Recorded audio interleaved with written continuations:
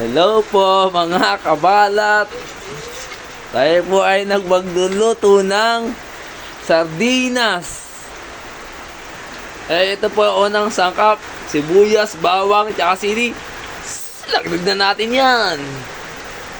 Yan. Yan po.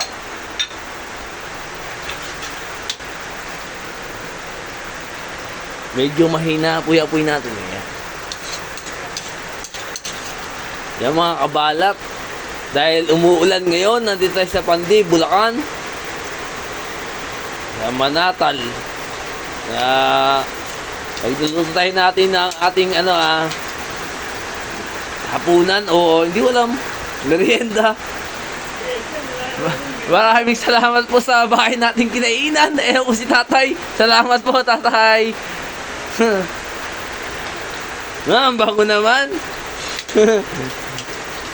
Yan, nagigisa po tayo ng sibuyas, bawang, tsaka sili. Next po natin yung papaya.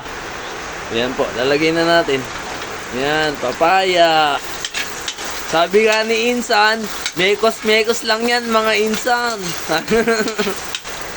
Yan, ayan po ang ating papaya.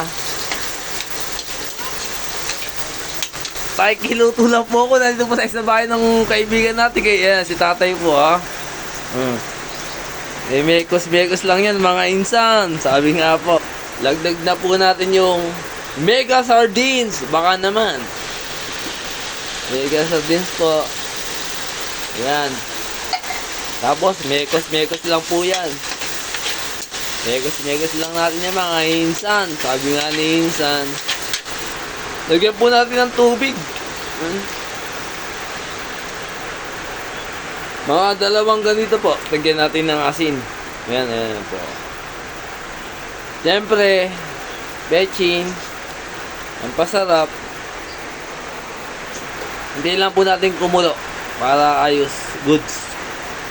Siyempre, titikman natin yan kung ano yung lasa.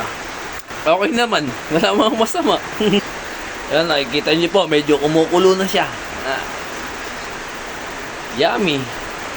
Talagay po natin yung pintas nating ampalaya kanina. Diyan lang yan sa bakuran. Ayan na po. Dahon ng ampalaya. Yan.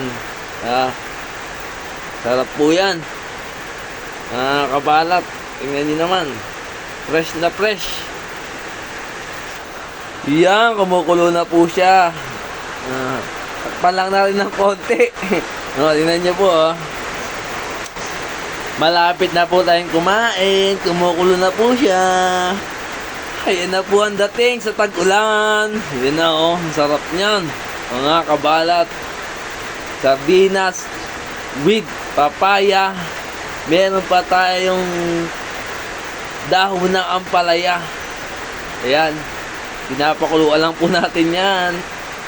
Maraming salamat po sa bahay namin pinapasukan. Ayan po yung may-ari ng bahay. Naligo na nga po Macho ka, pre. Eto po ang luto natin. Homemade. Yan po ang ating luto. Hanggang dito na lang po. God bless. Salamat po.